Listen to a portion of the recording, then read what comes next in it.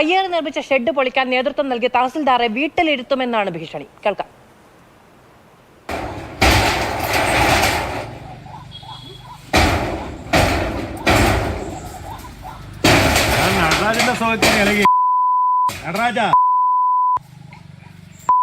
പാവങ്ങൾക്ക് എനിക്ക് പൊളിക്കാൻ അറിയാലടാ. നിന്റെ കൊച്ചുങ്ങൾ നോക്കുക അതുപോലെ, നിന്റെ കൊച്ചുങ്ങൾ നോക്കുക അതുപോലെ. ഇല്ല അതല്ല നോക്ക, കൊച്ചുങ്ങളുടെ പാവം എനിക്ക് പിടിക്കും. കൊച്ചുങ്ങളെ മോഹം കണ്ടോ? നിന്റെ കൊച്ചുങ്ങൾ വരും.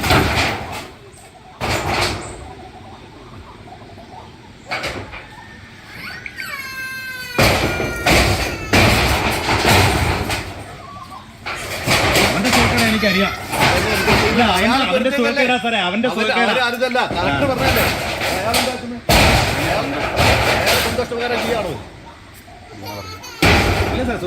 നിങ്ങള് കളക്ടറെ വിളിച്ചു നോക്കും. ഇങ്ങനെ ചെയ്യുന്നതാണോ? രാവിലെ എല്ലാം കൂടി മാറ്റാനും എല്ലാം കൂടി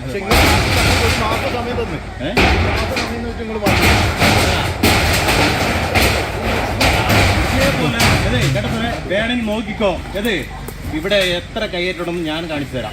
ഇത് നിങ്ങൾ വീട്ടിലെ ഇല്ലെങ്കിൽ ദാസ് ഇവിടെ വിട്ട് പാറ്റി വിട്ട് പോവാം. പോരെ, നിങ്ങൾ പേര് വെച്ച് ഞാൻ എഴുതി കൊടുക്കും.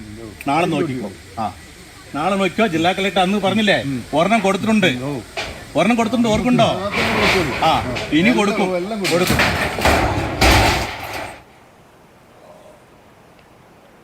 ജയനസ് രാജു വിവരങ്ങളുമായി ചേരുകയാണ് ഇടുക്കിയിൽ നിന്ന്.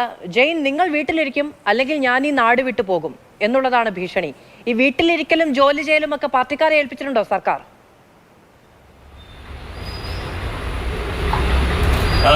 റവന്യൂ വകുപ്പ് കൈകാര്യം ചെയ്യുന്ന വകുപ്പ് മന്ത്രിയുടെ പാർട്ടിക്കാരാണ്. അതുകൊണ്ട് തന്നെ അത്തരത്തിൽ അവർക്ക് രാഷ്ട്രീയ സമ്മർദ്ദം ഉപയോഗിച്ചുകൊണ്ട് ഉദ്യോഗസ്ഥർക്കെതിരെ നടപടി സ്വീകരിക്കാൻ കഴിയും. അത് മുൻപ് നടപ്പിലാക്കിയ കാര്യം കൂടിയാണ് ആരോഗ്യദാസ് പറയുന്നത്.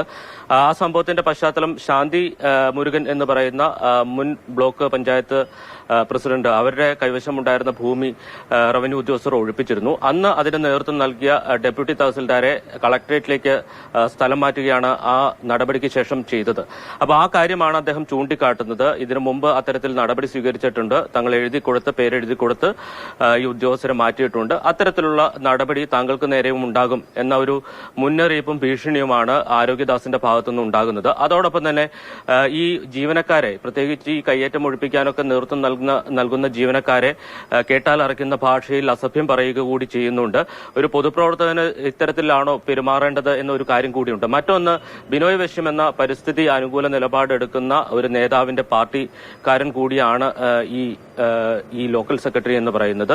റവന്യൂ വകുപ്പ് കയ്യേറ്റങ്ങൾ ഒഴിപ്പിക്കും എന്ന് ഘോരഘോരം പ്രസംഗിക്കുമ്പോഴും അതിനെതിരെ നടപടി സ്വീകരിക്കുമ്പോൾ അവരുടെ പാർട്ടിക്കാർ തന്നെ ഈ ഉദ്യോഗസ്ഥരെ ഭീഷണിപ്പെടുത്തുകയും അതോടൊപ്പം തന്നെ പിന്തിരിപ്പിക്കുകയും ചെയ്യുന്നു എന്നുള്ളതാണ് മനസ്സിലാക്കേണ്ടത്. ഇതിപ്പോൾ സംഭവിച്ചിരിക്കുന്നത് ദേവികുളത്താണ്. ദേവികുളത്ത് ഈ ഗണേശൻ എന്ന് പറയുന്ന ആൾ സർവേ നമ്പർ 20/1 പലതവണ കയ്യേറ്റങ്ങൾ നടത്തി. പലതവണയും ഈ കയ്യേറ്റങ്ങൾ ഒഴിപ്പിച്ചു. ഈ സംഭവം നടക്കുന്ന ദിവസം പോലും 2 തവണ ചെന്നിട്ടാണ് ഈ കയ്യേറ്റം ഒഴിപ്പിക്കുന്നത്. ആദ്യ തവണ പോലീസുമായി ചെന്നപ്പോൾ ഈ രാഷ്ട്രീയ പ്രവർത്തകരുടെ നേതൃത്വത്തിൽ വലിയ പ്രതിഷേധമുണ്ടാക്കുകയും ഭീഷണിപ്പെടുത്തുകയും ഈ ഗണേശ് കുട്ടികളുമായി ഈ ഷെഡിൽ കയറി നിൽക്കുകയും ഒക്കെ ചെയ്തതിനു ശേഷം ഈ തഹസിൽദാർ മടങ്ങിപ്പോരുകയാണ് ഉണ്ടായത്. അതിനുശേഷം വീണ്ടും ദേവികുളം സബ് കളക്ടർ ഇക്കാര്യത്തിൽ നടപടി സ്വീകരിക്കണമെന്ന് കർശന നിർദ്ദേശം നൽകിയതിന് പിന്നാലെയാണ് വീണ്ടും അവിടെ പോവുകയും ആ കെട്ടിടം അല്ലെങ്കിൽ ആ ഷെഡ് പൊളിച്ചു നീക്കുകയും ചെയ്യുന്നത്. ഈ സാധാരണ മൂന്നാറിലെ കയ്യേറ്റങ്ങളുടെ ആരംഭം എന്ന് പറയുന്നത് ഇത്തരത്തിൽ ഷെഡുകൾ നിർമ്മിച്ചുകൊണ്ടാണ്. ആദ്യം ഷെഡ് നിർമ്മിക്കും, അതിനുശേഷം അവിടെ തറ പണിയും, അതിന്റെ മുകളിൽ വീട് പണിയും അല്ലെങ്കിൽ മറ്റേതെങ്കിലും കെട്ടിടം പണിയും. ഇതാണ് അവിടുത്തെ ഒരു രീതി. അപ്പോൾ കയ്യേറ്റത്തിന്റെ ഒരു തുടക്കമായി തന്നെയാണ് ഇതിനെ കാണുന്നത്. ഇത് സർക്കാർ പുറമ്പോക്ക് ഭൂമിയാണ്, അല്ലെങ്കിൽ സർക്കാർ ഭൂമിയാണ്. ഇക്കാര്യത്തിൽ യാതൊരു അവകാശവാദം ഉന്നയിക്കാനും ഈ കയ്യേറ്റക്കാർ കഴിയില്ല. ഈ ആരോഗ്യദാസ് എന്ന് പറയുന്ന ലോക്കൽ സെക്രട്ടറിയുടെ പിന്തുണയോടുകൂടിയാണ് ഈ കയ്യേറ്റത്തിന് അവിടെ ശ്രമം നടന്നത് എന്നുള്ളതാണ്. നമുക്കറിയാം, ഹൈക്കോടതി മൂന്നാറിലെ കയ്യേറ്റം ഒഴിപ്പിക്കുന്നതുമായി ബന്ധപ്പെട്ട് കർശന നടപടി സ്വീകരിക്കുമ്പോഴും അത് ഗ്രൗണ്ട് തലത്തിൽ, പ്രാദേശിക തലത്തിൽ എത്രത്തോളം അത് ഗൗരവത്തോടെ എടുക്കുന്നു എന്ന ചോദ്യം പോലും ഉണ്ട്. പ്രത്യേകിച്ച് ഈ ജീവനക്കാരുടെയും അല്ലെങ്കിൽ ഈ രാഷ്ട്രീയ പ്രവർത്തകരുടെയും ഒക്കെ നേതൃത്വത്തിൽ അവിടെ ഉണ്ടാകുന്ന നടപടികളെ ചെറുക്കുകയോ അല്ലെങ്കിൽ അതിൽ നിന്ന് ഉദ്യോഗസ്ഥരെ പിന്തിരിപ്പിക്കാനോ ഉള്ള ശ്രമമാണ് നടക്കുന്നത്. മാധു. ശരി, ജയനസ് രാജുവാണ് വിവരങ്ങൾ നൽകിയത്.